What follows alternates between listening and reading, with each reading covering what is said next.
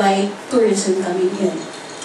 Some of you might have read about quantum physics. I know this sounds really strange, but subatomic particles, it is said, change when you observe them. In the same way that the environment or people change when you observe them. For instance, I'm speaking in front of the camera, so obviously I am changing my manner of speech and acting before the camera.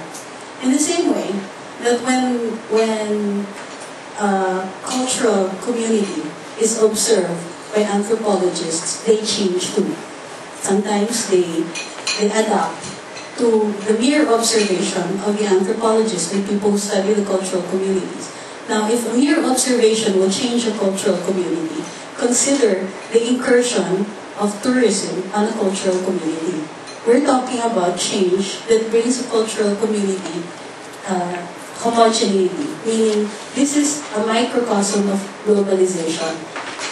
What we have here are the loss of culture, the loss of diversity among peoples. So this is one problem of Boracay. Boracay was named by the Atis, the indigenous peoples, also known as the Aita, the Agta, the Negrito. And supposedly, they own most of the land on Boracay. And according to the National Commission on Indigenous Peoples, Boracay is actually ancestral domain. And when we talk about ancestral domain, we're talking about a legal system that creates special rights for the indigenous peoples to protect them because they are recognized as a class that needs to be protected. And so what does it mean when you have ancestral domain? You cannot title property that is considered ancestral domain. You can only rent or lease, and even the owners, the indigenous peoples who in theory own the land because they have occupied it since time immemorial, cannot themselves sell it to other people. So the land is incapable of being commercialized. It cannot be sold to other people, but the indigenous peoples can earn from it. They can earn a profit from it. The modern model of land use by indigenous peoples in this manner, the protection of indigenous peoples, has been the model that the United States has used for the Indian nations. The Indians, who were called reservation Indians because they were limited to certain areas called Indian reservations, learned to lease out the property and put in, let's say, casinos. And from the operations and profits of the casinos is shared in proportionate amounts by the indigenous peoples, which are, of course, the various Indian nations. So in theory, the National Commission on Indigenous Peoples, or the law on indigenous peoples, protects the rights of the IPs. So in theory, the Aitas who own the island of Boracay should be leasing out the property to the developers, the restaurant owners, the hotels, and all others. We know that that is not the case. We know that there are problems now concerning private ownership of property in Boracay. But even our environmental laws prevent the use of beachfront property. Beachfront property is considered property of the state and cannot be alienated, meaning it cannot be sold, meaning it cannot be titled to private persons. So what does this mean for Boracay? Right now, most of the commercial properties are located on the beachfront. By now, because of the development has reached a stage where there are way too many people who are going to be affected by strict enforcement of the land use laws, we have to figure out other solutions for Boracay. Our bloggers encounter here in Boracay. My name is Mojo Jojo, and with me we have attorney Trixie Angeles from the ever so influential blog here in the Philippines, Doña Victorina. And we want to welcome everyone that is taking part in this. Earlier, we actually had about 15 minutes, 20 minutes of an introduction from Trixie. So for those of you that participated live, thank you very much. But right now, we'll be answering some of your questions or giving your comments to those online bloggers that are with us right now for our vlogcast. Before we go on further though, I'd like to say welcome to all of the new vloggers that braved the rain and are finally here in Boracay. So we've got about a dozen to 20 more people that are just showing up here in the Mandarin. We're here in the penthouse doing our vlogcast. And without further ado, we're going on with part 2. Now, Attorney Trixie, in the first part of our vlogcast, you were talking about certain issues about how we can save and preserve Boracay. Now, I think we talked about earlier how to view the problems and environmental issues in Boracay. Now, if you've been to the island and you've seen how it's changed throughout the years, there are just so many problems here. Whether it's the trash, whether it's the sewage, whether it's the people that are not taking care of the animals and the flora and the fauna here on the island.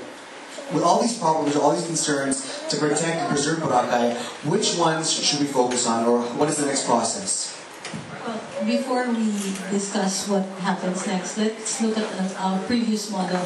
I'm not sure if most people here are under 40.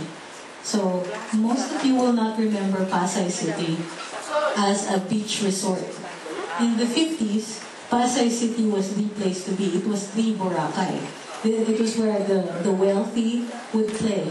That was their resort. That was the premier resort. It was the premier beach resort. How many have been to Pasay recently? Or even knows what it looks like? It's concrete. Everywhere, it's concrete or trash. And that is the possibility we're looking at for Boracay when we're looking at unabated development. So, Pasay used to be where people could swim in Manila Bay. So, if you have unabated development, we're looking at pollution.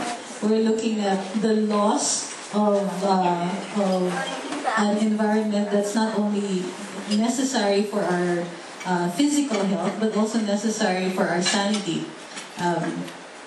So we have to address the reason we're having this discussion is because we have to address the problems of Boracay. Now, what happened with Pasay City? With Pasay, they found that the tourists would all go to that one place, even the local tourists, the foreign tourists would go to that place. So they would put up establishments that would cater to tourism needs. So you had businesses, eventually you had restaurants, you had hotels, and then you had apartment buildings, and then suddenly the houses could no longer be seen because they were covered by all these concrete buildings. And because there were so many people going, they added more roads, and even more roads, they decided to add a market, until finally the entire purpose of building anything in Pasay City was lost. They forgot that the reason for all this development was because people wanted to go to the beach. And so eventually the managers of the area forgot that the purpose of the whole development was spurred on by the beach. And look at it now, if you go to Pasay City, the beach is no longer existent. That's absolutely correct, Trixie, because I remember stories of my dad when he was a kid. He'd say how he used to swim in Manila Bay. And now if you go, it's like, Dad, I'm so glad that you didn't swim in Manila Bay now, because if you had me then or now, I'd probably be a mutant or something, because of all the sludge, all the environmental waste that's there in Manila Bay. But for those vloggers out there that have not been to Boracay, quick refresher: this is one of the most beautiful beaches in the world. Definitely one of the most beautiful beaches here in the Philippines. It's known for its white sands, a lot of water sports, a lot of beautiful nature, a lot of beautiful people here. But just like Pasay City, in the past 2 decades alone, there's been so much change here in Boracay, on the island, from like a deserted island paradise. Now it's become very commercialized. Thousands of tourists come here to appreciate Boracay. But the problem here is that perhaps is there too much development in such a short span of time? Well, let's look at the models that we discussed earlier. The circular model, the circular economic model, means that whenever you extract or use something from the environment will be able to regenerate. So you don't do damage to it, because what you take out either goes back into it or is just so much that when you extract it, it can regenerate. Okay, so the problem here is that there's no regeneration? Because it's linear. Okay. The economic model that we're using for Boracay now is the more tourists, the better. Okay. So, is that necessarily a good thing? It's beautiful here. People should experience it. But are we letting too many people onto the island, and should we pose some type of of limits to what can be done on the island? And this now becomes a question of management. Since clearly we're using the linear model, what we're going to have to